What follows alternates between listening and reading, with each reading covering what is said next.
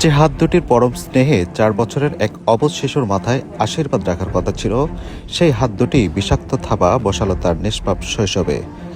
নাটোরের বড়াইগ্রাম উপজেলার বড়াইগ্রাম ইউনিয়নের শ্রীরামপুর গ্রামে ঘটে গেছে মানবতাকে স্তব্ধ করে দেওয়া এক জঘন্য ঘটনা। 60 বছর বয়সী এক বৃদ্ধের বিকৃত লালসার শিকার হয়ে এখন হাসপাতালের বিছানায় যন্ত্রণায় ছটফট করছে এক অবুঝ শিশুকন্যা।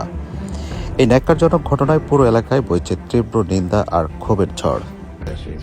আসি বললো যে দাদু, আমি খাবারটা কিনতে যাচ্ছিলাম, আমাকে জোর করে ধরে নিয়ে আসি, আমার ঘাড়ের ফুলিয়া আঙ্গুল দিয়া আমার গলায় ব্যথা দিল, আমি কান্নু, তা ছেড়ে দেয় না। পরে জোরে করে চিক করে মারিছি, তখন ছাড়ি দিছে, ফুলে গেছে, রক্ত জমে গেছে। পরে রাত্রিতে হসপিটালে লিয়া যায়, চিকিৎসা দিছি।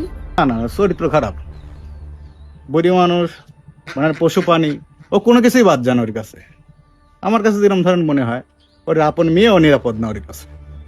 জানা যায় গত বৃহস্পতিবার সকাল 8টার দিকের ঘটনা। শ্রীরামপুর গ্রামের শিশুটি মায়ের কাছ থেকে 20 টাকা নিয়ে দোকানে আইসক্রিম কিনতে যাচ্ছিল।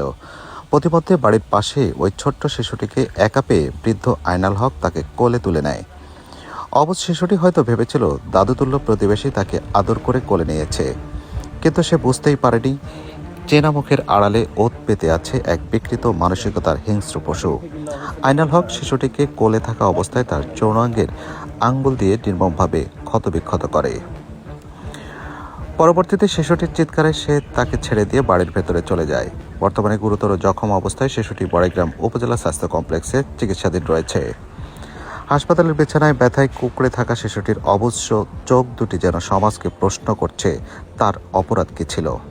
আমার মেয়ে মনে করেন এর মধ্যে অসুস্থ হয়ে গেছে, জ্বর, প্রচন্ড জ্বর। তখন আমি গত রাত্রে 12টার সময় এখানে এসে ভর্তি করেছি। আমি মানে চাচ্ছি যে ও ভুল করে যাতে এরকম কিছু করার সুযোগ না পায়, সঠিক যেটা বিচার হবে সেটাই যেন হয়। পৃথিবীর আর কোনো মানে মা যেরকম এরকম আতঙ্কের মধ্যে না থাকা লাগে। একটি 4 বছরের শিশুর উপর এমন পৈশাচিক নির্যাতনের পরও থেমে থাকেনি গ্রামীণ সালিশের নামে অপরাধ ঢাকা দেওয়ার চিরচেনা নোংরা রাজনীতি। ঘটনাটি জানাজানি হওয়ার পর অপরাধীকে আড়াল করতে মাঠে নামে স্থানীয় কতিপয় মাতব্বর। গ্রাম্য মাতব্বররা বিষয়টির লোকচক্ষুর অন্তরালে মীমাংসা করার চেষ্টা চালান।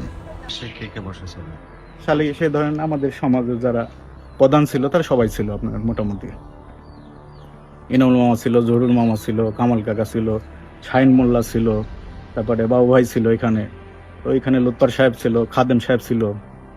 যে আমরা একটা প্রধানেরা বললো যে আমরা ঘরোয়া একটা সমাধানের করি, তখন মনে করেন 7টার 8টার ঘটনা, তখন এরা ঈশান নামাজের 8টা 9টার দিকে ওরা বসছে সবাই মিলে, বসার পরে এরা একটা সমাধান করতে চাইছে।